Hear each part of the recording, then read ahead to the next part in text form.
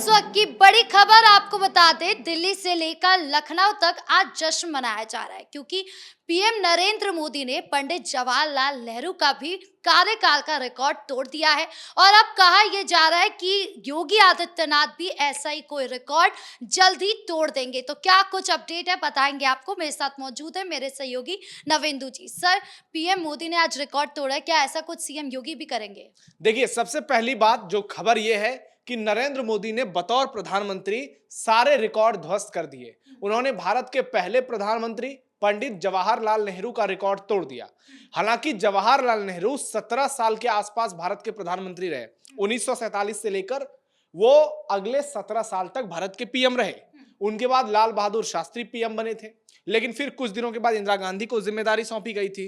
तो दोनों, इंदिरा गांधी ने भी बहुत लंबा रिकॉर्ड बनाया है, लेकिन उनको नरेंद्र मोदी ने बहुत पहले ही पीछे छोड़ दिया था। और अब बतौर प्रधानमंत्री जनता के द्वारा निर्वाचित नरेंद्र मोदी ने पंडित नेहरू को पीछे छोड़ दिया है। अब दिन के हिसाब से नरेंद्र मोदी पंडित नेहरू से आगे निकल चुके हैं और ये अपने आप में एक कीर्तिमान है। हालांकि नेहरू 1947 में ही पीएम बन गए थे, लेकिन 1952 में जब 1950 में भारत के संविधान का गठन हो गया, उसके बाद दोबारा से जनता के द्वारा उनको 1952 में निर्वाचित कराया गया, लेकिन उससे पहले वो अंतरिम सरकार के प्रमुख थे।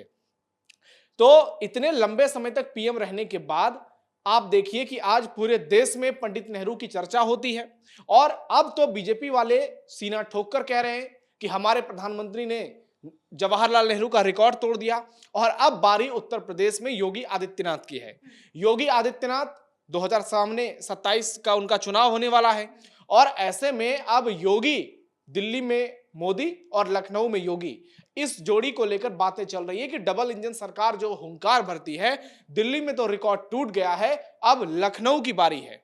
अब देखना यह होगा कि योगी आदित्यनाथ क्या करते हैं। लेकिन आज इस बात पर चर्चा हो रही है कि पूरे देश में ऐसा क्या हुआ कि नरेंद्र मोदी आज इस तरीके से छाए हुए हैं। पिछले 12 सालों में भारत कितना बदला, जिस चीज को लेकर जवाहरलाल नेहरू ने जिसकी शुरुआत की थी भारत में, नरेंद्र मोदी उसको कहां तक आगे लेकर के गए। जब आप तमाम चीजों का तुलना करेंगे तो आपको लगेगा कि पिछले 12 सालों में भारत की स्थिति बदली है, भारत की पूरी तस्वीर बदली है। आज भारत दुनिया में अपनी एक इमेज रखता है, एक उसकी छवि है, और इतनी मजबूत छवि है कि रूस यूक्रेन का युद्ध होता है, उस युद्ध को रोक दिया जाता है क्योंकि वहां से भारतीयों को निकालना होता है। स्ट्रेट ऑफ हॉर्मुज में दुनिया के जहाज बंद होते हैं, उस बीच से तिरंगा से लहराता भारत का वहां से जहाज गुजर जाता है। आज आप देखिए, चाहे डोनाल्ड ट्रंप हो, व्लादिमीर पुतिन हो, हर कोई नरेंद्र मोदी को सम्मान देता है। दुनिया के कई मुल्कों में, 2 दर्जन से ज्यादा मुल्कों में नरेंद्र मोदी को उनके सर्वोच्च सम्मान से नवाजा गया है। तो आज पूरे वर्ल्ड लेवल पे आप देखिए कि भारत कितना आगे बढ़ा है। देश की बात की जाए तो बहुत सारी चीजों में स्थिति पहले से बदली है। लोगों के घर बने हैं करोड़ों की संख्या में, लोगों के गांव गांव तक बिजली पहुंच गई है, घर घर तक बिजली पहुंच गई है, शौचालय से लेकर पीने का पानी लोगों के घर तक पहुंचाया गया है। और आप देखिए कि स्टार्टअप योजना से लेकर कैसे पूरे देश को आज बदला गया है। आज डिजिटल का दौर है और भारत काफी आगे बढ़ चुका है। 100 से ज्यादा यूनिकॉर्न की स्थापना भारत में हो चुकी है। भारत में आज 20 से ज्यादा शहरों में मेट्रो दौड़ रही है। आप इससे अंदाजा लगा सकते हैं कि भारत कितनी तेजी से आगे बढ़ रहा है। और यही नए भारत की तस्वीर है। भारत चांद के उस छोर तक पहुंच रहा है जहां दुनिया का कोई दूसरा देश नहीं पहुंच सकता है। आप देखिए कि नरेंद्र मोदी की अगुवाई में कैसे भारत ने कोविड जैसे बड़ी महामारी से मुकाबला किया और हम दुनिया में सबसे ज्यादा मजबूती से कोविड से लड़े। लगभग सभी लोगों को वैक्सीन लगाया गया, एक नहीं 2 डोज लगाया गया, कई को बूस्टर डोज लगाया गया। हर क्षेत्र में भारत का परचम लहराया। और सबसे बड़ी बात, हमने पूरी दुनिया को यह बताया कि आज के दौर में भारत को इग्नोर करना मुश्किल ही नहीं, नामुमकिन है। पाकिस्तान जैसे मुल्क में हमने घुसकर सर्जिकल स्ट्राइक किया। एक दौर हुआ करता था जब पाकिस्तान हमें सिर दिखाता था, आंख दिखाता था और हमारे जवानों को इस सिर को वो लेके चला जाता था पाकिस्तान। लेकिन आज भारतीय सेना पाकिस्तान में घुसकर एयर स्ट्राइक करती है, पाकिस्तान में घुसकर सर्जिकल स्ट्राइक करती है, पाकिस्तान में घुसकर ऑपरेशन सिंदूर करती है। तो इससे यह समझिए कि कैसे देश की सोचने की शक्ति बदली है। आज हिंदुओं का उत्थान हो रहा है। अयोध्या में भव्य राम मंदिर बनाया गया है, मथुरा में श्री कृष्ण जन्मभूमि को लेकर योगी आदित्यनाथ शंखनाद कर चुके हैं। काशी विश्वनाथ धाम का कॉरिडोर बना है। हिंदुओं में जागरण की एक नई व्यवस्था देखने को मिल रही है। हिंदुओं का सम्मान हो रहा है। महाकुंभ उत्तर प्रदेश में आयोजित होता है तो 50 से 60 करोड़ लोग वहां पहुंचते हैं। आप देखिए आज भारत में किस तरीके से शहरों को विकसित किया जा रहा है। करोड़ों की संख्या में लोगों को रोजगार से जोड़ा जा रहा है। तो बहुत सारी चीजों में बदलाव हुए हैं। गरीबी भारत की बहुत कमी है। बहुत सारे स्कीम में भारत बहुत ऊपर पहुंच गया है। तो इन तमाम चीजों को मिलाकर के देखेंगे तो पिछले 12 साल में नरेंद्र मोदी के कार्यकाल में भारत की स्थिति बहुत ज्यादा बदल गई है। हाँ, सवाल बहुत सारे सरकार पर उठ रहे हैं। बहुत सारे सवाल उठने भी चाहिए क्योंकि लोकतंत्र है। लेकिन ज्यादातर लोग नरेंद्र मोदी के कार्यकाल से खुश नजर आ रहे हैं। और आप देखिए कि बीजेपी की कैसे स्थिति पूरे देश में बदल गई। नरेंद्र मोदी के आने से जो बीजेपी कुछ राज्यों तक सीमित थी, आज पैन इंडिया उसका विस्तार है। 22 राज्यों में एनडीए की सरकार है। पश्चिम बंगाल में पहली बार कमल खिला है। उत्तर प्रदेश में पहली बार सरकार रिपीट हुई है। उत्तराखंड में ऐसा हुआ है। असम में पहली बार बीजेपी ने जीत की हैट्रिक लगाई है। केरल में पहली बार बीजेपी ने लोकसभा की सीटें जीती है। पूर्वोत्तर में आज लगभग सभी राज्यों में, एक राज्य को मेघालय या मिजोरम है उसको छोड़ दिया जाए तो वहां पर एनडीए की सरकार है। पूरे नॉर्थ इंडिया में आप देखिए भगवामय है। झारखंड में केवल कांग्रेस और गठबंधन की सरकार है। हिमाचल, कर्नाटक और तेलंगाना, लगभग सब जगह नॉर्थ से साउथ तक बीजेपी का दबदबा देखने को मिल रहा है। तो इससे ये चीजें समझी जा सकती है कि एक अगर दमदार नेता देश में आता है तो फिर वो कई सालों के लिए एक लकीर खींच देता है, जिस लकीर पर योगी आदित्यनाथ जैसे नेता चलते हैं। रिकॉर्ड तो योगी आदित्यनाथ ने भी काफी तोड़े। हमने देखा है कि बीमारू उत्तर प्रदेश को किस तरीके से उत्तम प्रदेश बनाने की कोशिश की गई, जैसा चाहे वो कानून व्यवस्था की बात हो, विकास की बात हो, हिंदुत्व की बात हो। इससे पहले जितने भी मुख्यमंत्री रहे ऐसा कभी भी देखने के लिए नहीं मिला। देखिए, नरेंद्र मोदी जब पीएम बने तो उन्होंने एक नई लीडरशिप को डेवलप किया।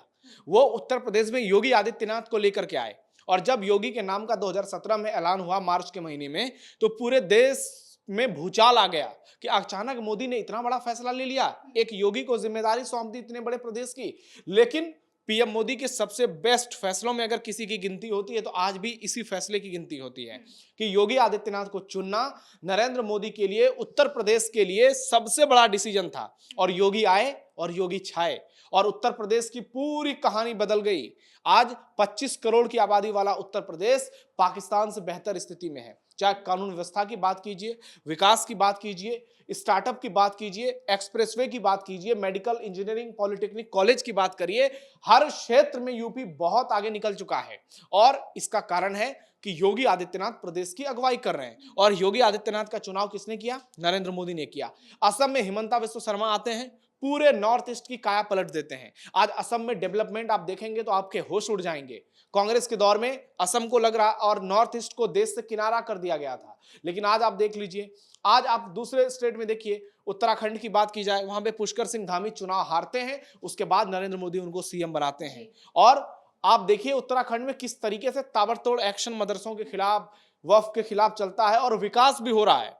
हरियाणा में नायब सिंह सैनी को लाते हैं तो लोगों के होश उड़ जाते हैं। महाराष्ट्र में देवेंद्र फडणवीस को वो पहली बार सीएम बनाते हैं तो लोगों के जहन में ये सवाल उठता है कि इतने कम उम्र में इतने बड़े प्रदेश का सीएम बना दिया गया। लेकिन बाद में वही देवेंद्र फडणवीस इस डिसीजन को सही साबित कर देते हैं। चाहे गठबंधन की राजनीति हो या पार्टी को विस्तार करने की राजनीति हो, पश्चिम बंगाल में किसी ने कल्पना नहीं की होगी कि इतनी जल्दी वहां पर बीजेपी की सरकार बन जाएगी। लेकिन शुवेंदु अधिकारी को जिस तरीके से डेवलप किया गया, आज उसका परिणाम देखने को मिल रहा है। उसी तरीके से देश के दूसरे हिस्से में एक साथ चुनाव होते हैं, राजस्थान, मध्य प्रदेश, छत्तीसगढ़, और तीनों प्रदेश में चौंकाने वाले नाम सामने आते हैं। किसी ने नहीं सोचा कि भजनलाल शर्मा राजस्थान के सीएम होंगे, मोहनलाल यादव मध्य प्रदेश के सीएम होंगे, विष्णुदेव साय अचानक से छत्तीसगढ़ के सीएम हो जाएंगे, गुजरात में अचानक से भूपेंद्र पटेल आ जाएंगे। तो इस बात की कल्पना किसी ने नहीं की थी। लेकिन जिस तरीके से नरेंद्र मोदी ने फैसला लिया और जनता उनके फैसले पर बार बार मुहर लगा रही है। आप देखिए, झारखंड को छोड़ दिया जाए तो लगभग हर प्रदेश में बीजेपी की सरकार रिपीट हो रही है।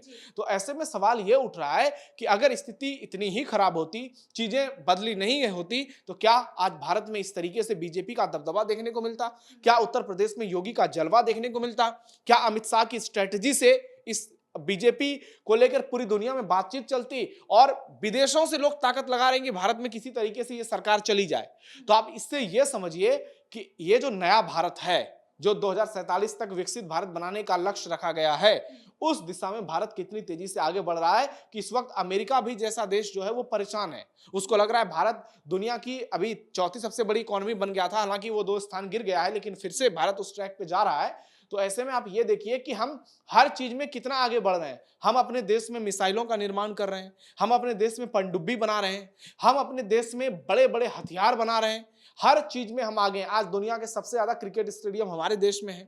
तो कितनी भी बात कर ली जाए, बात बहुत कम होगी। बहुत सारे सवाल उठाए जा सकते हैं, लेकिन इस क्राइसिस के दौर में जब पूरे विश्व में आर्थिक संकट है, तेल गैस का संकट है, भारत फिर भी बहुत बेहतर स्थिति में खड़ा है। चाहे कोरोना का समय आया या ईरान अमेरिका युद्ध का दौर आया, भारत ने हमेशा पूरी दुनिया में अपनी इमेज को और ज्यादा मजबूत किया और यह दिखाने, बताने, प्रमाणित करने की कोशिश की कि दुनिया में इतनी ज्यादा स्थिति खराब है, लेकिन हमने फिर भी कंट्रोल किया है। और तब कंट्रोल किया है जब हमारी जनसंख्या 150 करोड़ है। अगर इतनी जनसंख्या दुनिया के दूसरे देश की होती तो अभी तक वो देश तबाह हो गया रहता। इन चीजों को समझने की जरूरत है। इसलिए बीजेपी कह रही है कि मोदी प्लस योगी यूपी के लिए उपयोगी, और यूपी प्लस योगी, पीएम मोदी ने तो नारा दिया ही है।